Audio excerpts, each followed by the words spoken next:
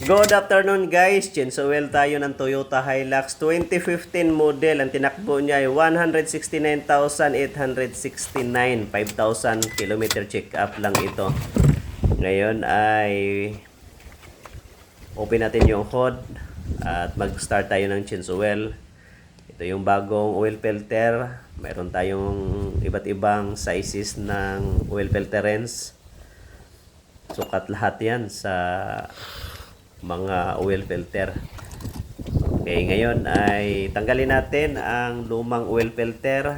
Lagay natin yung oil filter rinse at gamit tayo ng 1/2 short extension plus 1/2 long extension at ratchet. Counterclockwise guys ang pihit nito pagtanggal ng oil filter. Tanggalin natin ngayon.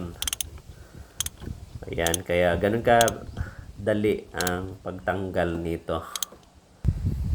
Okay, maluwag na siya. Ito na yung oil filter na luma. Ito yung bago guys. At mayroon siyang grease na nakasama. Hindi na natin kailangan maglagay ng oil sa o-ring.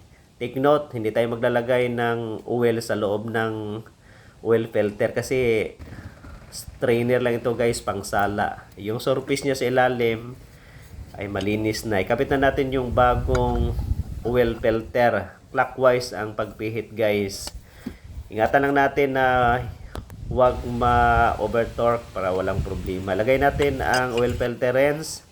Lagay natin yung short extension. Yung long extension, dugtong natin at ratchet. Clockwise ang pihit guys.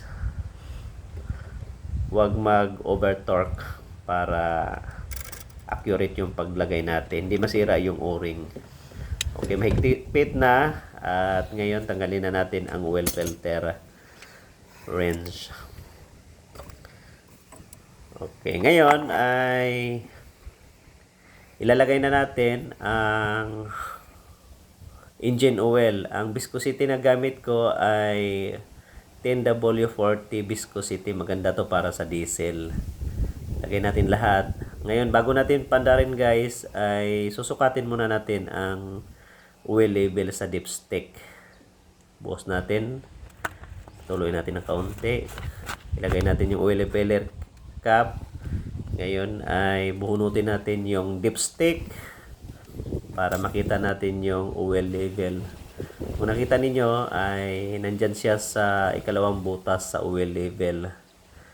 Ngayon ay pandarin natin para makita natin yung eksakto na level ng oil sa dipstick.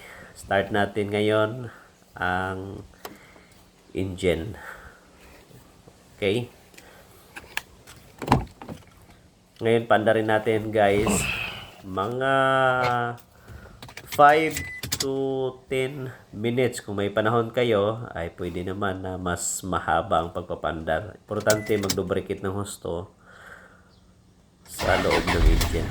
Okay, start natin ng engine at hintayin natin kahit na 10 minutes bago natin sukatin yung oil level sa engine room.